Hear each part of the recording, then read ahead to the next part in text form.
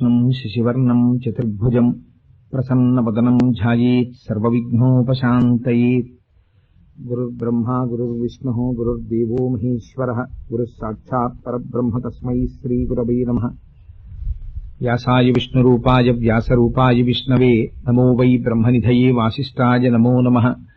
కూజంతం రామ రామీతి మధురం మధురాక్షరం ఆరుహ్య కవితాశాఖాం వందే వాల్మీకికోకిలం. శ్రుతిస్మృతిపురాణానాం ఆలయం కరుణాలయం నమామి భగవత్పాదశంకరం లోకశంకరం. వాగర్ధావివ సంపృక్తౌ వాగర్ధప్రతిపత్తయే జగతః పితరౌ వందే పార్వతీపరమేశ్వరౌ. సూక్తిం సమగ్రయతున స్వయమైవ లక్ష్మీః శ్రీరంగరాజమహిషీ మధురైకటాక్షైః. వైదగ్ధ్యవర్ణగుణగుంభనగౌరవైర్యాం కండూలకర్ణకుహరాः కవయోధయంతి. హైమోర్ధ్వపుండ్రమజహన్మకుటం సునాశం మందస్మితం మకరకుండలచారుగండం. బింబాధరం బహుళదీర్ఘకృపాకటాక్షం శ్రీవేంకటేశముఖమాత్మని సన్నిధత్తాం. మనోజవం మరుతతుల్యవేగం జితేంద్రియం బుద్ధిమతాం వరిష్టం. వాతాత్మజం వనరయూధముఖ్యం శ్రీరామదూతం శిరసా నమామి. ఆపదామపహర్తారం దాతారం సర్వసంపదాం లోకాభిరామం శ్రీరామం భూయో భూయో నమామ్యహం. సింధూరారుణ విగ్రహాం త్రినయనాం మాణిక్యమౌళిస్ఫురత్తారానాయకశేఖరాం స్మితముఖీం ఆపీనవక్షోరుహాం. పాణిభ్యాం అళిపూర్ణరత్నచషకం రక్తోత్పలం బిభ్రతీం సౌమ్యాం రత్నఘటస్థరక్తచరణాం ధ్యాయేత్పరేదంబికాం. హరి ఓం. పరమేశ్వర స్వరూపమైన సభకి నమస్కారం. యథార్థమునకు మనందరం ఇంత భారీ ఎత్తు క్రతువుతో పాల్గొనవలసిన కార్యక్రమం శరన్నవరాత్రులలో జరుగుతుంది అని అనుకున్నాం. కానీ ఈశ్వరానుగ్రహం మనం జ్యేష్ఠమాసంలోనే శ్రీ వెంకటేశ్వర వైభవము అన్న పేరు మీద ఈ కార్యక్రమాన్ని జరుపుకోవడానికి ఈశ్వరుడు మనకి అనుగ్రహించాడు. నేను ఇక్కడ జరగబోయే కార్యక్రమం గురించి ఇవాళ చేయబోయేటటువంటి ప్రసంగాన్ని ప్రారంభం చేసే ముందు దీనికి సంబంధించినటువంటి కించిత్ విశేషాన్ని, దీనికి పూర్వరంగాన్ని నేను ఆవిష్కరించవలసినటువంటి అవసరం ఉంది. ఇక్కడ దగ్గరలో శ్రీరామ్ నగర్లో ఒక రోజున వెంకటేశ్వర స్వామి వారి యొక్క మూర్తి ప్రతిష్ట లేదా ఆ మూర్తి యొక్క పూజలు ప్రారంభమైనటువంటి రోజున అక్కడికి వెళ్లిన సందర్భంలో యాదృచ్ఛికంగా వేదిక మించి కిందకి దిగుతున్నటువంటి సందర్భంలో ఒక ఆలోచన వచ్చింది అక్కడ ఉన్న శ్రోతల నుంచి. అయా, ఇవాళ మీరేవో వారంలో జరిగేటటువంటి సేవల గురించి 4 మాటలు చెప్పారు.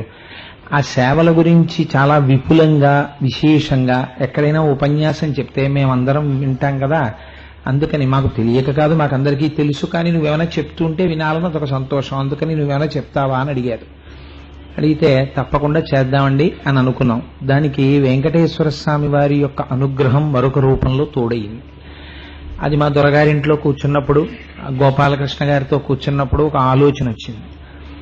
మామూలుగా వెంకటాచల వైభవ కార్యక్రమాన్ని ఉపన్యాసాల రూపంలో సేవల గురించి వివరణ చేస్తూ జరపడం కన్నా వెంకటాచలంలో ఎలా నిత్యం కార్యక్రమాలు జరుగుతాయో అంత స్థాయి అని నేను అనలేను, కానీ అంత భక్తితో మాత్రం మనం చెయ్యడానికి ఏ విధమైన లోటు ఉండదు కదా. కాకినాడలో ఉండేటటువంటి ప్రజలందరూ కూడా చాలా భక్తి తత్పరులు, అందుకని మనం ఆ కార్యక్రమాన్ని చేసే ప్రయత్నం చేద్దాం అనుకున్నాం. కారణం ఏమంటే ఇవాళ వెంకటాచలం వెడతాం మనం, కానీ వెంకటాచలంలో జరిగేటటువంటి చాలా విశేషాల గురించి మనకు ఒక సమగ్రమైన అవగాహన ఉండదు. ఎందుచేత ఉండదు అంటే దానికి దేవస్థానం వారిని తప్పుపట్టవలసిన అవసరం కూడా లేదు. ఇవాళ అది కొన్ని కోట్ల మంది భక్తులతో కూడుకున్నటువంటి దేవస్థానం. ఎడతెరిపి లేకుండా సూర్యోదయ సూర్యాస్తమయాలతో నిమిత్తం లేకుండా లక్షల మంది భక్తులు స్వామివారి యొక్క దర్శనం కోసమని వెంపర్లాడుతుంటారు. అందుకని అక్కడ వ్యాఖ్యానం కానీ అక్కడ జరుగుతున్నటువంటి సేవ యొక్క విశేషం కానీ తెలుసుకునేటటువంటి అవకాశం తక్కువగా ఉంది. కనుక మేమేమనుకున్నామంటే వెంకటాచల వైభవము అని కార్యక్రమాన్ని సేవలని వివరణ చేయడంతో పాటుగా ఆ కార్యక్రమాన్ని చేస్తే ఎలా ఉంటుంది అనుకున్నాం. అలా అనుకున్న మరుక్షణం విశ్వకర్మ రూపంలో వెంకటేశ్వరుడు గోపాలకృష్ణ గారిని ఆవహించాడు. ఆవహించి వెంకటాచలంలో సహస్రదీపాలంకార సేవకి ఎలా మంటపం ఉండాలో అలా తయారైపోయింది. స్వామివారికి ప్రతిరోజు ఆనంద నిలయంలో సేవలు ఎలా జరగాలో అలా ఆనంద నిలయంతో సమానమైనటువంటి ఒక అంతరాలయం తయారైపోయింది. స్వామివారు అక్కడ ధ్రువమూర్తి ఎలా ఉంటారో అటువంటి ధ్రువమూర్తి బయలుదేరి వచ్చేశారు. మీకు రేపటికి దానికి సంబంధించిన వాయు ప్రతిష్టా కార్యక్రమం పూర్తయి దర్శనమిస్తారు. స్వామివారి యొక్క కొలువు శ్రీనివాసుడు తరలి వచ్చేశారు ఉత్సవమూర్తులు. దీనితో పాటుగా ఒక హుండీ కూడా తరలి వచ్చేసింది. ఇలా వెంకటేశ్వర స్వామి వారి అనుగ్రహం చేత వెంకటాచలం నుంచి ఒక్కొక్కటిగా తరలి అనగా నా ఉద్దేశం అక్కడవన్నీ ఇక్కడికి తెచ్చేశారండి మీరు అనుకునేది. స్వామివారి అనుగ్రహంతో తద్రూపంగా ప్రతిబింబంలాగా ఇక్కడికి వచ్చి అన్ని నిలబడ్డాయి. కాబట్టి ఇంకా మనం సేవలు ప్రారంభం చేసుకోవడమే మన అదృష్టం. ఇందులో ఉన్నటువంటి విశేషం ఏమిటంటే, పురాణంలో ఒక మాట ఉంటుంది. ఏమిటంటే, వెంకటాద్రి సమం స్థానం బ్రహ్మాండే నాస్తి కించన వెంకటేశ సమోదేవో నభూతో నభవిష్యతి. వెంకటాచలంతో సమానమైనటువంటి పర్వతము ఇత పూర్వము లేదు, ఇకపై ఉండదు. వెంకటేశ్వరుడితో సమానమైనటువంటి దేవుడు అంతటి కారుణ్యమూర్తి ఇత పూర్వము లేడు, ఇకపై ఉండడు. అటువంటి వెంకటేశ్వర స్వామి వారి యొక్క సేవలకి సంబంధించి ఒక చిత్రమైనటువంటి విషయాన్ని మనకి పురాణంలో చెప్తారు. స్వామికి 365 రోజులలో 500 పైచిలకు సేవలు జరుగుతాయి. ఎందుకు ఇన్ని సేవలు వెంకటేశ్వర స్వామి వారికి? ఆయనకి సుప్రభాతం జరిగితే ఒక సేవ, ఆయన నిద్ర లేస్తే ఎంత వైభవంగా ఉంటుందో తెలుసా అండి? అందరిలా నిద్ర లేవరు, ఆయన చాలా వైభవంగా నిద్రలేస్తారు. ఆయన తాంబూలం వేసుకుంటే చాలా వైభవంగా ఉంటుంది, ఆయన అన్నం తింటే చాలా వైభవంగా ఉంటుంది, ఆయన పడుకుంటే చాలా వైభవంగా ఉంటుంది, ఆయన అభిషేకం చేసుకుంటే చాలా వైభవంగా ఉంటుంది, ఆయన ఏం చేసుకున్నా వైభవంగానే ఉంటుంది. అంత వైభవంగా ఉండేటటువంటి వెంకటేశ్వరుడు ఇన్ని సేవలు చేసుకోవలసినటువంటి అవసరం ఏమిటి? ఎందుకని అన్ని సేవలు స్వామి చేసుకుంటూ ఉంటారు అంటే, అన్ని సేవలు స్వామి చేసుకోవడం వెనకాతల పెద్దలు ఒక విషయాన్ని విజ్ఞాపన చేస్తారు. అందులో కారణం, కూర్చోమ్మా, కూర్చుని విని చక్కగా దానికి కూర్చో తర్వాత చెప్దు గాని కూర్చో. అందుకని మనకి పూర్వకాలంలో కృతయుగం, త్రేతాయుగం, ద్వాపర యుగం మొదలైనటువంటి యుగాలలో అది విడిచిపెట్టేయమ్మా, పడిపోయింది. వెరీ గుడ్ కూర్చో, చక్కగా కూర్చో. అలా వెళ్ళి కూర్చుని విను చక్కగా. త్రేతాయుగం, ద్వాపర యుగం మొదలైనటువంటి యుగాల్లో స్వామి యందు అత్యంత భక్తి తత్పరులైనటువంటి వారు ఉండేవారు.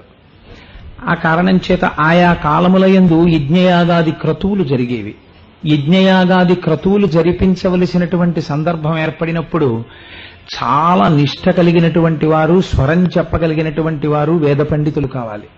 అటువంటి వేద పండితులు యజ్ఞయాగాది క్రతువులను నిర్వహించినప్పుడు వారికి భూరి విరాళములను ఇవ్వగలిగిన వారు, భూరిదానములు ఇవ్వగలిగినటువంటి దాతలు ఉండాలి. ఇవన్నీ కలియుగంలో జరుగుతాయి, జరగలేకపోతాయి. అందున అశ్వమేధాది యాగాలు అసలు కలియుగంలో లేవు. కాబట్టి మరి ఎలా ప్రజల్ని తరింప చేయడం? ఒక పక్క కలిపురుషుడి యొక్క ప్రభావం చూస్తే చాలా విశేషంగా ఉంటుంది. ఇటువంటప్పుడు భగవంతుడు ఏ రూపంలో ప్రజల్ని, భక్తుల్ని ఉద్ధరించాలి అంటే స్వామి శ్రీవేంకటేశ్వరుడిగా ఆవిర్భవించాడు. మనం యజ్ఞయాగాది క్రతువులను చేయలేం కనుక వెంకటాచలంలో ఏదో ఒక్క సేవ చేశామనుకోండి, ఒక చిన్న సేవ, అది ఎంత చిన్న సేవ అవనివ్వండి, ఆ సేవ చేసినంత మాత్రం చేత, అందుకే ఆర్జితము అంటారు దాన్ని, మీరు ద్రవ్యంతో కొనుక్కోవాలి. ఒక్కొక్క దేవాలయంలో ఒక్కొక్క పద్ధతి ఉంటుంది. నేను పూర్వం ఒకసారి ప్రస్తావన చేసి ఉన్నాను. శంకర భగవత్పాదాచార్య స్వామి వారు జన్మించడానికి కారణమైనటువంటి శైవక్షేత్రం ఉంది. అటువంటి శైవక్షేత్రాల్లో ఆవు నీతితో అభిషేకాలు ఎక్కువగా జరిగి కొన్ని సంవత్సరాల పాటు నెయ్యి అలా పేరుకు నిండిపోతుంది.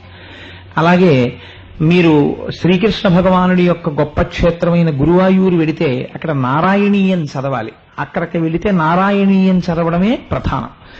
అలాగే మీరు శుచీంద్రం వెళ్ళారనుకోండి, శుచీంద్రంలో చిన్న చిన్న వెన్నముద్దలు ఇస్తారు. ఆ వెన్నముద్ద తీసి స్వామివారి మీదకి విసురుతారు. అలాగే కేరళలో ఒక రామాలయం ఉంది, అక్కడికి వెళ్ళారనుకోండి బుడగలు వదలాలి. ఒక్కొక్క దేవాలయానికి ఒక్కొక్క ప్రాశస్త్యం ఉంటుంది, ఒక్కొక్క రకమైన సేవా నిరతి ఉంటుంది. ఆ ప్రకారం చెయ్యాలి. వెంకటాచలానికి సంబంధించినంత వరకు ఎన్ని కోట్లు ఇవ్వగలిగిన వాళ్ళైనా ఉండొచ్చు, కానీ ఒక్కటి హుండీ ఉంటుంది. ఆ ఒక్క హుండీ దగ్గరికి వెళ్లి పావలా అయినా 5 పైసలైనా 10 పైసలైనా అందులో సమర్పించినటువంటి వాళ్ళకి స్వామి ఆపాటి ద్రవ్యాన్ని తీసుకుని వాళ్ళకి విశేషమైనటువంటి ఫలితాలను ఇస్తాడు. పురుషార్థం ఏదో ఒక రకంగా ఈశ్వర సేవ చెయ్యాలి కదా, అందుకని ఆర్జితం అన్న పేరుతో స్వామికి అన్ని సేవలు జరుగుతుంటాయి వెంకటాచలంలో. ఇది ఆయన చేయించుకోవడం కాదు, ఆ రూపంలో స్వామి మనని ఉద్ధరించడానికని బయలుదేరి వచ్చాడు.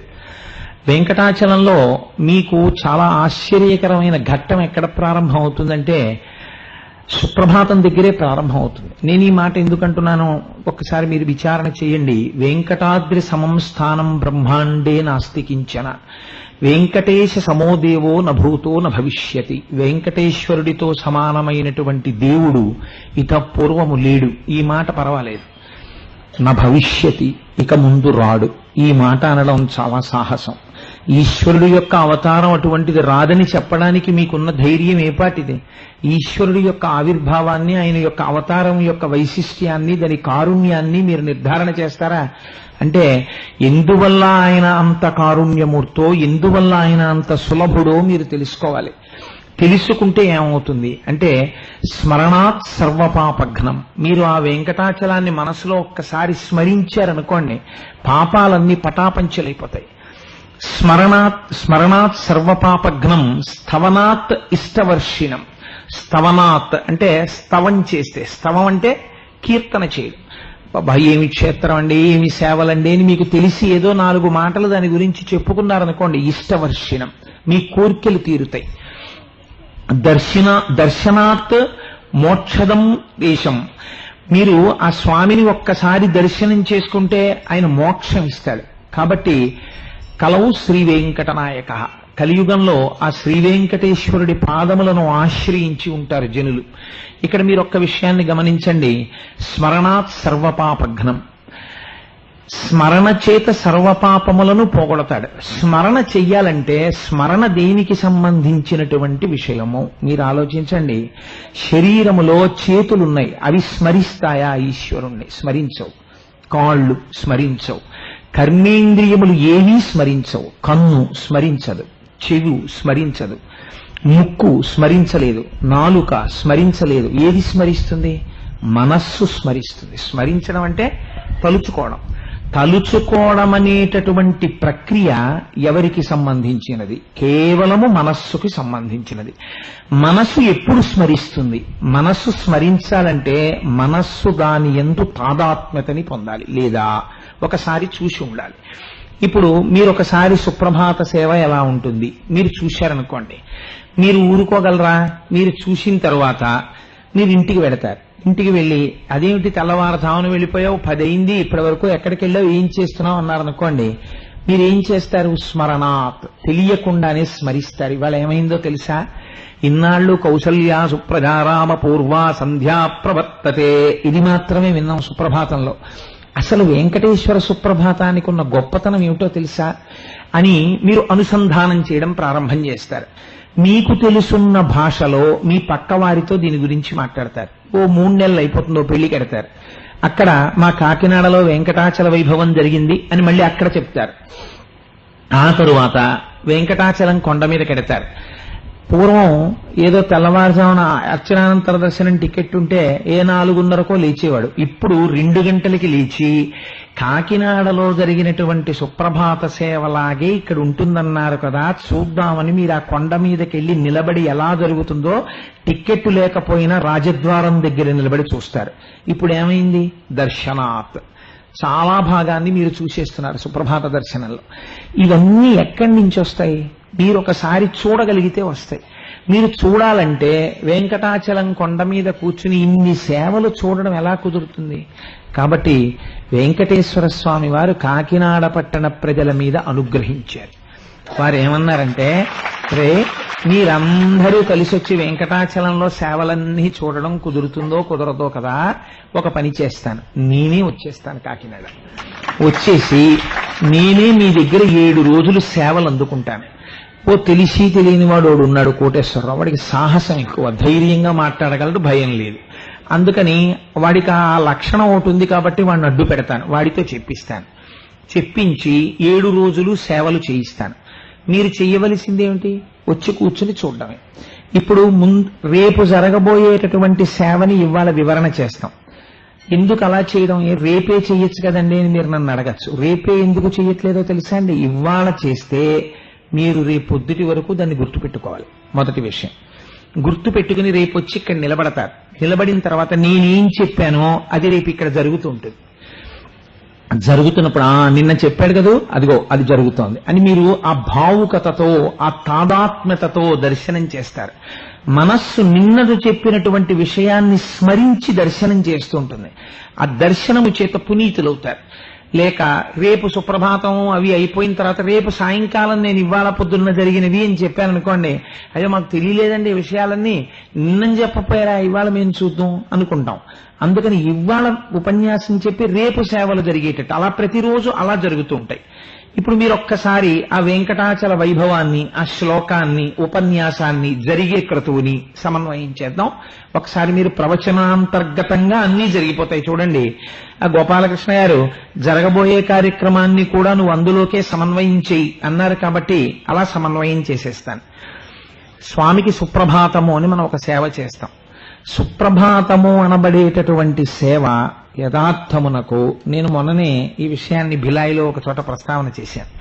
సుప్రభాత సేవ అనబడేటటువంటి అజ్ఞానంతో కూడిన సేవ ప్రపంచంలో ఇంకోటి ఉండదు. అదేమిటండి అంత మాట అన్నారు? రేపు పొద్దున్న సుప్రభాతం ఉందంటున్నారు, సుప్రభాతం అంత అజ్ఞానంతో కూడిన సేవ ఇంకోటి లేదంటున్నారు.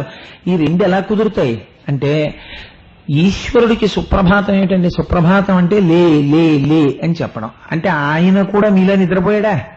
ఆయన నిద్రపోతే ఈ లోకాన్ని చూసిన వాడెవరు? ఉన్మేష నిమిషోత్పన్న విపన్న భువనావళి. ఆయన అమ్మ కనురెప్ప కిందకి వాలితే లోకాలన్నీ లయమైపోతున్నాయి కదా, మరి ఆయన నిద్రపోవడం ఏమిటి? కాబట్టి ఆ కోణంలో సుప్రభాతమంత అజ్ఞానం ఇంకోట్లేదు. ఇప్పుడు నేను ఇంకో మాట అంటున్నాను, సుప్రభాతమంత గొప్ప సేవ ఇంకోట్లేదు. అదేమిటి? ఇప్పుడే కదా అలా అన్నావు. ఇప్పుడు చూడండి, మీరు ఎలా నిద్రపోతున్నారో అలా స్వామి కూడా నిద్రపోవాలని మీరు కోరుకున్నారు. ఇది భక్తి. ఈ భక్తితో మీరు ఆయనకి ఏకాంత సేవ చేశారు. స్వామి పడుకో అన్నారు. మళ్ళీ తెల్లవారిని మీరు లేచారు, కానీ మీ మనస్సు దేని మీద ఉంది? నా స్వామి కూడా లేవాలి. ఇప్పుడు స్వామిని నిద్రలేపాలి. స్వామిని నిద్రలేపాలంటే ఈ స్వామిని నిద్రలేపడంలో మొట్టమొదట నిజంగా పరమాత్మ సాకార రూపంతో నడిచి వచ్చి పడుకున్నప్పుడు లేపినటువంటి అదృష్టాన్ని పొందినటువంటి మహా అదృష్టవంతుడెవరో అటువంటి వారు లేపినప్పుడు ఉపయోగించినటువంటి శ్లోకాన్ని మొట్టమొదట మకుట శ్లోకంగా పెట్టి నిద్రలేపడాన్ని ప్రారంభం చెయ్యాలి. ఎవరు చేశారు అలాగా? అంటే శ్రీరామాయణంలో రామలక్ష్మణులిద్దరినీ తన వెంట తీసుకుని వెళ్ళినప్పుడు రామలక్ష్మణులిద్దరూ నిద్రపోతే మరునాడు ఉదయం సూర్యోదయం అవుతున్నప్పుడు రామలక్ష్మణులు నిద్ర లేపినటువంటి ఘనత విశ్వామిత్ర మహర్షికి దక్కింది. కాబట్టి కౌసల్యా సుప్రజారామ పూర్వా సంధ్యా ప్రవర్తతే. అసలు ఆ సుప్రభాత ప్రారంభమే ఒక ఆశ్చర్యకరమైనటువంటి ప్రబోధంతో మొదలు. కౌసల్యా సుప్రజారామ. కౌసల్యా సుప్రజారామ ఏమిటండి?